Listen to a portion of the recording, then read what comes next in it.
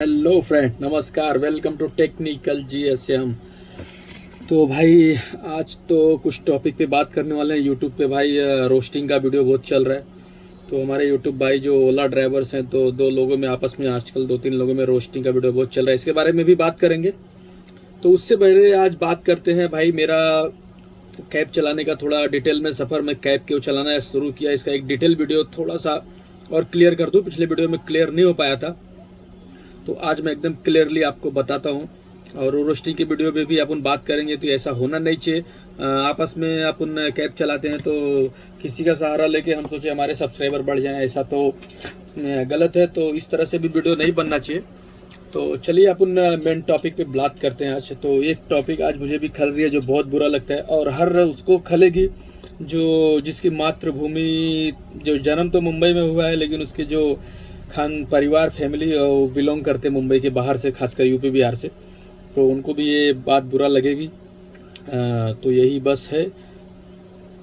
तो चलिए शुरू करते हैं। फाइनली बात क्या है भाई, तो मेरा करियर मैं 2009 में भाई एक्चुअली मैं शुरू से करता हूँ। तो एक्चुअली मेरा जो जन्म है मुंबई में हुआ है, थाने में हुआ है, किशन नगर वागले स्टेट में मेरा जन्म हुआ है, थाने में। तो एक्चुअली मैं छोटा था तभी मेरे फैमिली चले गए थे मुंबई से जौनपुर गांव में, यूपी में चले गए थे, बनारस जौनपुर के पास। तो 11-12 साल 13 साल के बाद फिर से वापस आया और मैं मुंबई में फिर से बसा और पढ़ाई भी यहीं किया मैंने। 9th 10th 11th पढ़ाई किया। 11th में बीच में मैंने पढ़ाई छोड़ना पड़ा कुछ कारणों से। उसके बाद मैंने मोबाइल रिपेयरिंग का कोर्स भी किया। मैंने मोबाइल रिपेयरिंग सीखा। 2009 में मैंने मोबाइल रिपेयरिंग की शॉप ओपन किया। शॉप धीरे धीरे गेन किया, शॉप अच्छी चलने लगी, बहुत अच्छी गेन ही होते गया। चाइना फ़ोन आने के बाद मैंने काफ़ी अच्छा सेल भी करना स्टार्ट किया। चाइना फ़ोन्स वगैरह बहुत सेल करता था मैं। रिचार्ज में अच्छी प्रॉफिट होती थी। तब लोग हमें 10 रुपये के रिचार्ज पे 1 रुपये देते थे, यानी हम 10 और 20 रुपये के अगर 500 रिचार्ज बोलते थे, हमें 500 रुपये एक्स्ट्रा मिलते थे। ये दिन थे उस टाइम। अच्छी पैसे भी थे, ज़्यादा कंपटीशन भी नहीं था। तो फिर हुआ ये कि भाई जियो भैया आए, और टेलीकॉम इंडस्ट्री में जो छोटे मोटे दुकानदार थे या बड़े बड़े जो रिटेलर थे जो रिचार्ज के लाइन में थे, वो पूरे ढह गए अचानक से। एकदम समझ लीजिए एकदम से डाउन हो गए। और मेरी भी शॉप उसी में एकदम डाउन हो गई। रिचार्ज का धंधा खत्म। चाइनीज फ़ोन्स जो मैं दिन भर में 10 फ़ोन बेचा करता था अच्छे प्रॉफिट पे, वो भी बंद हो गए।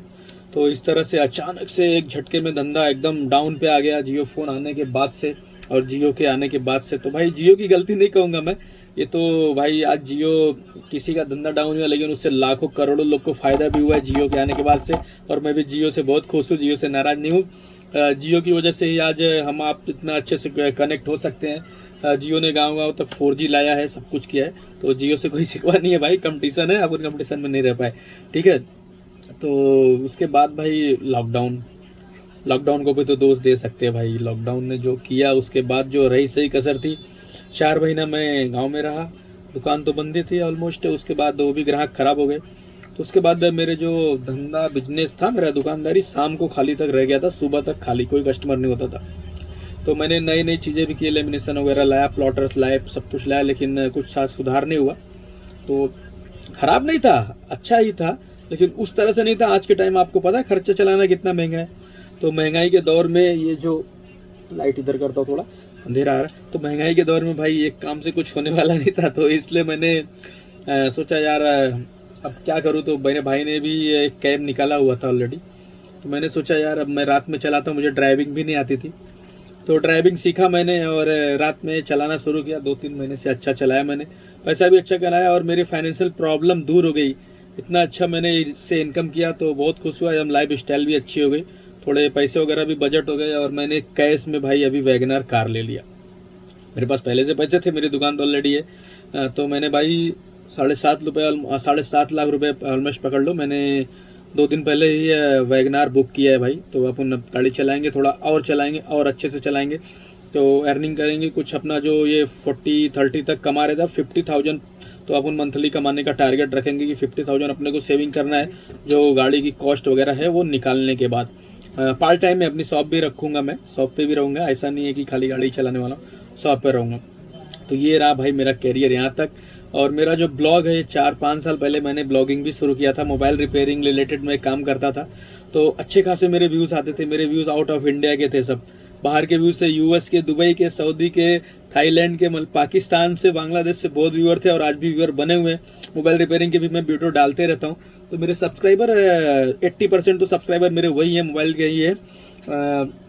तो और बाकी मेरा ब्लॉग मैंने डालना बंद किया था लॉकडाउन के पहले, जब मैं गया तो मैंने 3 साल वही, उसके बाद से मैंने वीडियो ही डालना बंद कर दिया। तो मेरा चैनल मोनेटाइज था पहले, मेरे चैनल के पैसे भी आते थे, $100 हो जाता था, 8-7 हज़ार जो भी था वो पैसे आ जाते थे मेरे। तो उसके बाद मोनेटाइज नहीं, मेरा अनमोनेटाइज हो गया। तो मैंने भाई यूट्यूब जब ब्लॉगिंग शुरू किया ओला उबर का, तो आप लोग का प्यार भाई इतना मिला, मुझे इतना मिला कि मेरा चैनल फिर से 2 महीने में मोनेटाइज हो गया और मेरी फिर से इनकम चालू हुई। इसके बारे में एक सेपरेट वीडियो बनाने वाला हूँ मैं कि अपने यूट्यूब में कितना इनकम होता है, कितना किया मैंने, इसकी वीडियो मैं आपको बता दूंगा सेपरेट। तो अभी तो वो टॉपिक पे बात नहीं कर रहे अपन। तो अब आ जाते हैं मेन टॉपिक पर भाई, जो रोस्टिंग चल रहा है भाई। तो रोस्टिंग चल रहा है भाई विद्या सेल के सचिन जाम खांडेकर और इनके बीच भाई, क्या नाम है भाई वो काले चश्मे वाले, स्मिथ एंड यू, हाँ, तो उनके बीच में कुछ भाई रोस्टिंग चल रहा है।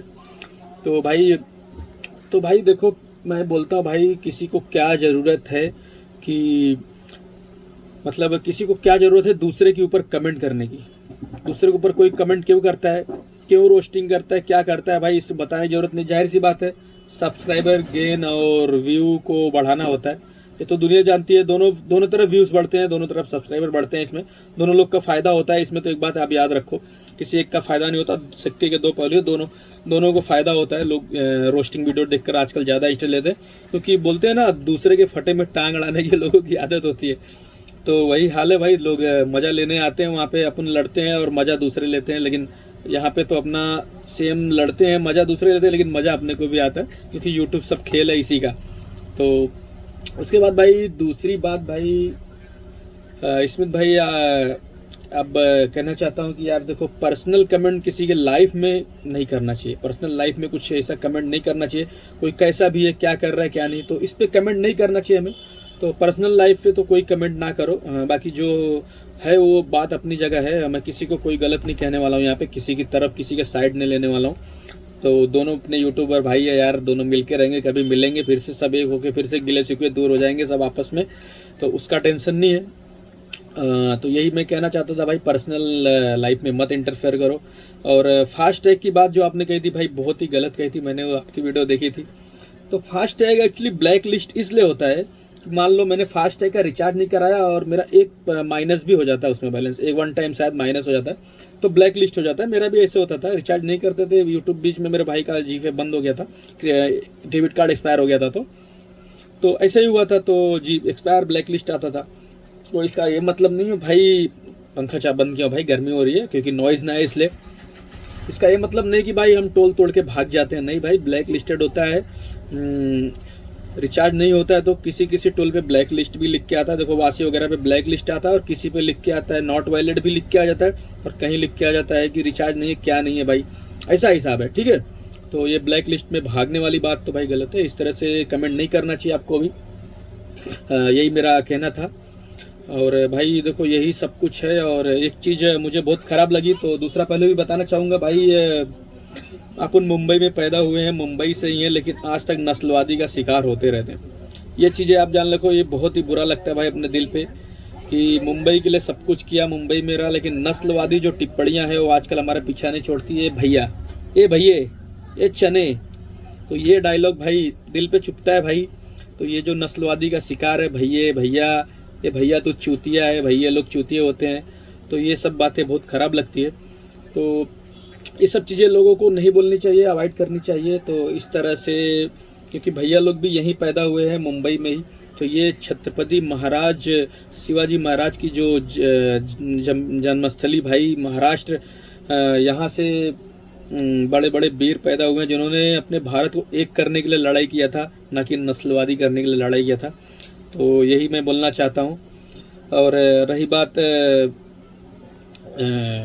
इसकी तो भाई, अब जो भी है बुरा तो लगता है, तो इसलिए मैं सभी भाइयों से कहना चाहता हूँ कि ये नस्लवादी टिप्पणियाँ सभी अपने महाराष्ट्र के लोगों से या और स्टेट के लोगों से जहाँ दूसरे जाते हैं, इस तरह से नस्लवादी टिप्पणी नहीं करनी चाहिए। हम भारतवासी हैं और सब एक हैं, एक रहेंगे तो अखंड रहेंगे, नहीं तो भाई कोई भी आएगा और तोड़ के चले जाएगा। तो इस तरह से हमें नस्लवादी टिप्पणियों के चक्कर में बिल्कुल नहीं पड़ना है। और मैं इस बात पे कभी कभी बुरा भी लगता है कि यार मैं यहाँ क्यों आ गया हूँ मुंबई में, अपने गांव फिर से चले जाता हूँ जौनपुर बनारस। लेकिन भाई अब यहीं के रह गए, यहीं पैदा हुए हैं तो एक्चुअली यहीं ही रह रहे हैं। और रही बात आप ये सोचते हैं कि अगर कोई आता है मुंबई में अपने गांव घर को छोड़ के तो उससे मज़ा नहीं आता है। उसके रातों में भाई वो शुरू में रोते हैं अपने फिर से घर जाने के लिए, इनकी याद हमेशा सताती है। कितना भी मुंबई में रह जाए उन्हें अपनापन भाई वहीं पे लगता है, लेकिन मजबूरी है, रहना पड़ता है। सबको कमाना है, पेट का सवाल है, सबका परिवार है, सबको देखना है, तो इसलिए सब अपने घर परिवार, अपने माँ बाप, अपने बच्चों को छोड़ के आते हैं, यहाँ काम करते हैं। और यहाँ पे कुछ ऐसे लोग हैं जो नस्लवादी टिप्पणियाँ करते हैं, कुछ लोग, सबकी बात नहीं कर रहा हूँ, तो ऐसा नहीं होना चाहिए।